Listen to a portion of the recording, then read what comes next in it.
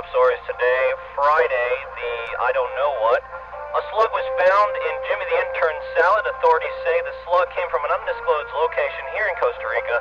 No evidence as to where.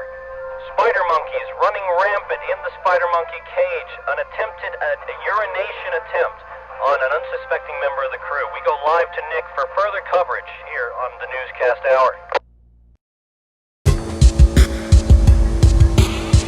All the way out, dude.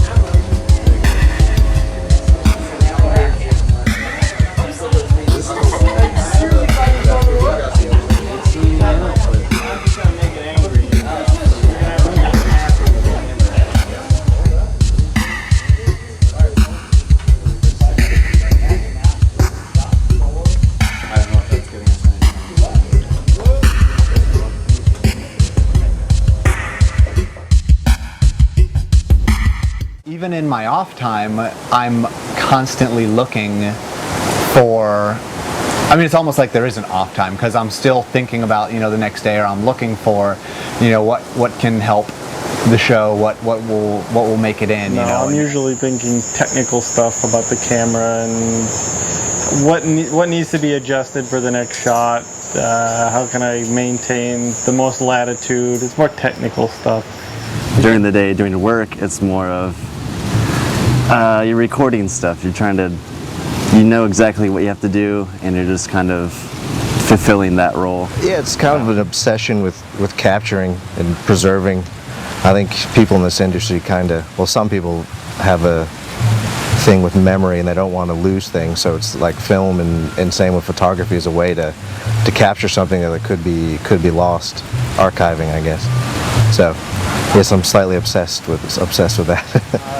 My boat ride here to the Zancudo area, I was looking around and my boat was lost at sea, and not only was I looking for any sign of light on land, but I'd see it and then I go, oh, that's that's mercury vapor, that's low pressure sodium vapor, just looking at the color, temperature, and the characteristics of it. If we have a full day shoot, we shoot, it's a fishing day, we're shooting from 5 a.m., we get off the boat set, here it's 3 o'clock, and we're relaxing afterwards. If I see the sun kind of going down, if we're with the crew and stuff like that, and the sun's kind of going down and we're having a meeting or something like that, I'm upset because I wish if it was off time, I would set up and shoot it, and I would shoot the time lapse and stuff, and it's not something that they're telling me to do, but it's something that I know will help the show and is something that's really beautiful to me, and it's something that I would like to contribute.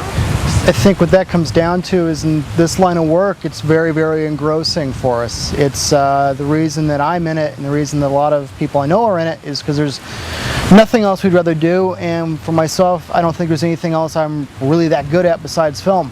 We are interested in other things, we're interested in politics, we're interested in music and in all sorts of things, but movies is what we love. And it's our entire lives, and it is our free time and our job, and I feel lucky that my job is my free time. It's what I do for fun. It's my creative outlet. It's more than just our day job, and I think for a lot of us, if it merely became a day job, and at the end of a 12-hour day or a 15-hour day, we didn't want anything to do with it, I don't think we'd stay in this business very long. So. I think the perfect example of that was the Kevin Costner radio hour. I mean, we had nothing to do for 10 days straight, and we couldn't just sit there and be drunk. We had to all come together and make something. Creative people have a hard time not creating, I find.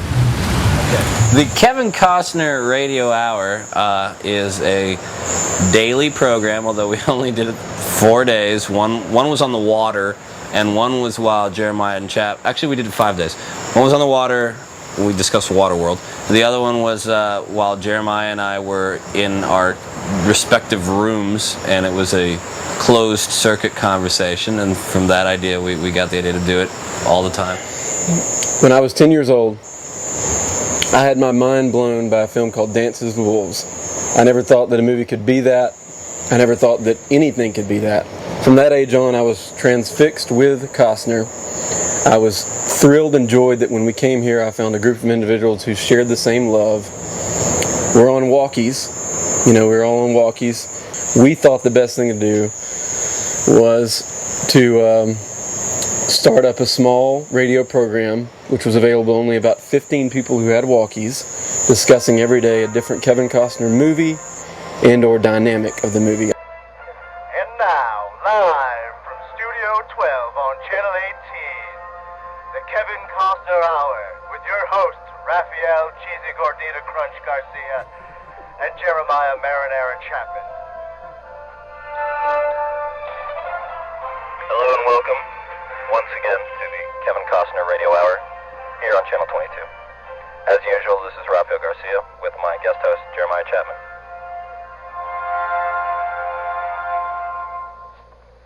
Today we are talking about Field of Dreams, another in the long series of American epics in the Kevin Costner tradition.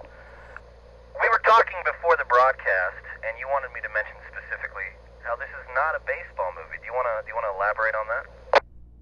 Well, there's a famous story that when they approached Costner to do the film, it was right after Bull Durham. You may remember Tim Robbins, Susan Sarandon. Great, brilliant film, which is a baseball movie, a baseball comedy, love, romance. And they asked him, why do you want to go right into another baseball film? And he emphatically said, this is not a baseball film. It's not. It's a deep study of fathers, sons, Ghost, and James Earl Jones. It is a discussion panel review of the Kevin Costner films of the past decades, and we since included the news that were appropriate to the Rio Colorado area, and it just kind of got more and more elaborate from there. Good evening, Costa Rica. Welcome to the country's first walkie-based news program. Top story today, Jimmy the Intern reports a good lunch today after Friday's dramatic slug incident. Jimmy was quoted earlier as saying, I'm going to continue to eat lunch every day. Anything less and they win. An alarming trend in laundry whites, an outbreak of rust spots has been reported around the Rio Colorado area. Word on the streets is, watch out for your whites. Crew members continue to binge drink nightly on the set of The Catch. Spectators wishing to view this in person simply need to visit the bar after 5 p.m. Sightings of the hostess Aurelia indicate beer drinking as early as 10 a.m. yesterday morning. Weather conditions say, hot as balls with a 99% chance of damp ass. As a final programming note, it has been reported that the orange monkeys at the Rio Colorado Lodge sense menstrual cycles. Lady viewers to the monkey cage during that special time should exercise caution, as these monkeys can be prone to face rapings.